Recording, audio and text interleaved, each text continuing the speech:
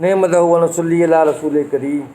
حضرت محبوب فرماتے ہیں امیر المومنین حضرت عمر خطاب رضی اللہ تعالیٰ عنہ جب خلیفہ بن گئے، اس کے بعد پھر حضرت اویس قرنی سے ملنے گئے۔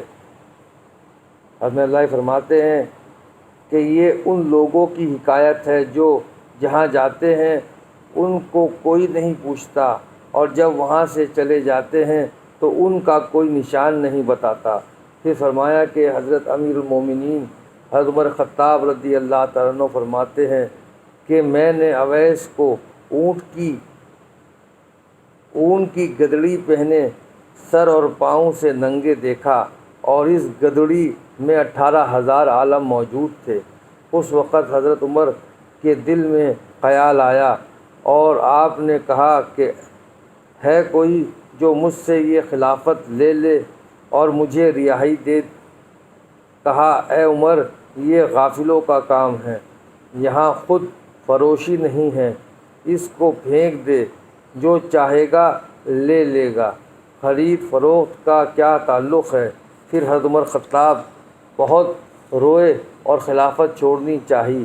صحابہ نے جمع ہو کر عرض کی کہ جو چیز صدیق اکبر نے قبول فرمائی ہے اسے آپ نہیں چھوڑ سکتے، کیونکہ ایک روز کا عدل 60 سال کی عبادت سے بڑھ کر ہے۔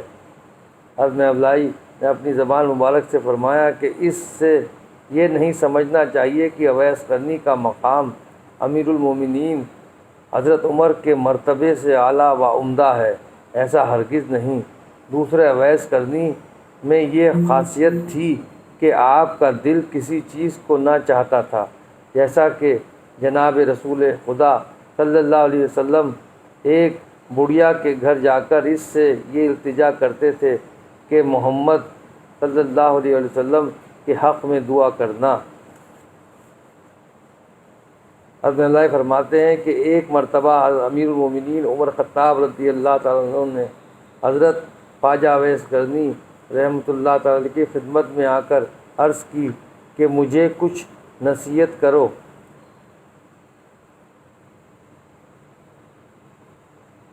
کہ آپ خدا کو پہچانتے ہیں؟ فرمایا پہچانتا ہوں۔ پھر فرمایا اگر اللہ تعالیٰ کے پیارے ہو تو آپ کے حق میں یہی بہتر ہے۔ امیر المومنین نے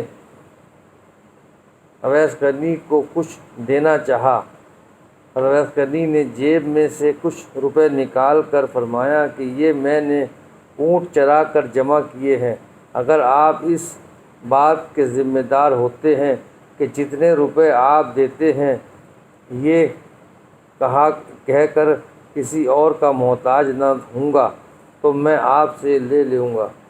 پھر اویس قرنی ذکر اللہ بالخیر نے زبان مبارک سے فرمایا کہ اویس قرنی نے یہ بھی فرمایا تھا کہ ناراض نہ ہونا، واپس جاؤ اور اپنے کام میں مشغول ہو جاؤ، کیونکہ قیامت نزدیک ہے۔ پھر قیامت کو ملاقات ہوگی، جب کہ پھر کبھی جدائی نہ ہوگی۔ اب میں قیامت کے لیے تیاری کر رہا ہوں۔ پھر امیر المومنین حضرت عمر خطاب واپس چلے آئے۔ حضرت محبوب فرماتے ہیں ایک مرتبہ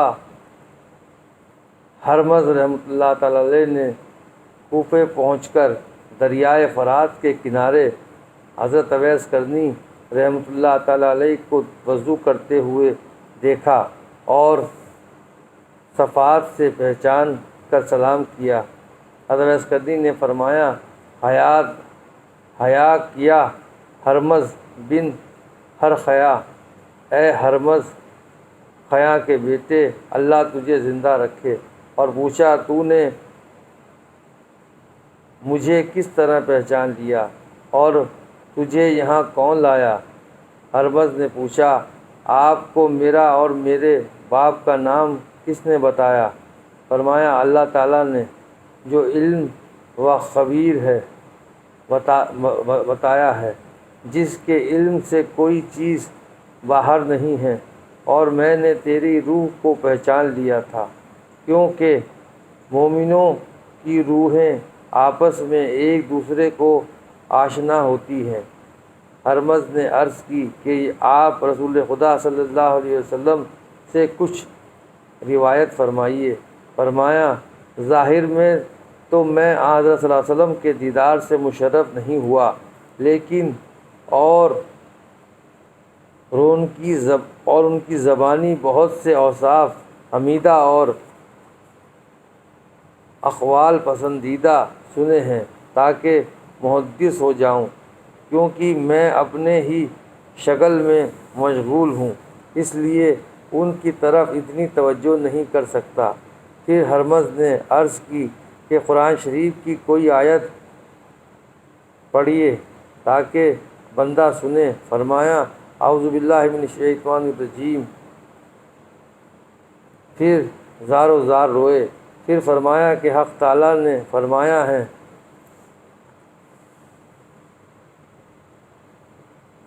اور میں نے جنوں اور انسانوں کو عبادت کے لیے ہی پیدا کیا ہے، اور ہم نے زمین اور آسمان اور جو کچھ ان کے اندر ہے صرف کھیل ہی نہیں بنایا بلکہ حق پر پیدا کیا ہے، مگر ان میں سے بہت سے اس بات کو نہیں جانتے۔ قیامت کے دن ان کا وعدہ ہے، وہ ایک ایسا دن ہے جب کہ کوئی کسی کو کسی قسم کا مدد نہ دے سکے گا۔ بے شک اللہ تعالیٰ غالب اور رحم کرنے والا ہے۔ حضرت اویس فرماتے ہیں، جب حضرت اویس قرنی نے یہ بات کی اور نعرہ مار کر اس طرح بے ہوش ہو کر گر پڑے کہ میں نے تو سمجھا کہ شاید اب ٹھنڈے ہو گئے، لیکن جب ہوش میں آئے تو پوچھا، بیٹا کس واسطے آئے ہو؟ میں نے عرض کی کہ اس واسطے کہ آپ سے محبت کروں اور مجھے آرام و تسکین حاصل ہو۔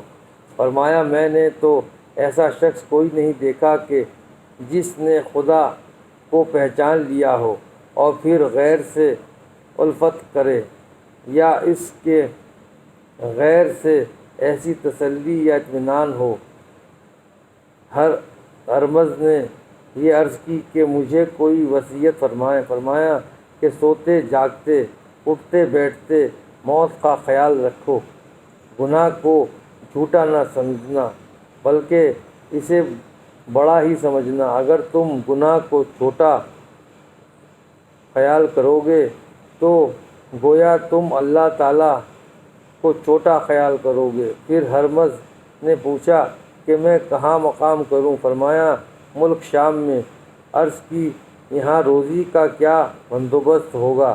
فرمایا، اے برخیاں کے بیٹے، چونکہ آدم، حوا، نوح، ابراہیم، داؤد اور محمد صلی اللہ علیہ وسلم فوت ہو گئے، اور تم بھی آخر کو مر ہی جائیں گے، اس لیے میری وصیت یہی ہے کہ صالح مردوں کے پاس اللہ تعالیٰ کی کتاب ہے، موت سے ایک گھڑی بھی غافل نہ ہونا، اور جب تو اپنی قوم کے پاس جائے تو انہیں وعظ و نصیحت کرنا کہ خلق خدا کو نصیحت کرے، اور اس امت کی موافقت سے ایک قدم بھی پیچھے نہ رہنا، تاکہ تو بے دین نہ ہو جائے اور اس کے سبب تو دوزخ میں نہ جائے۔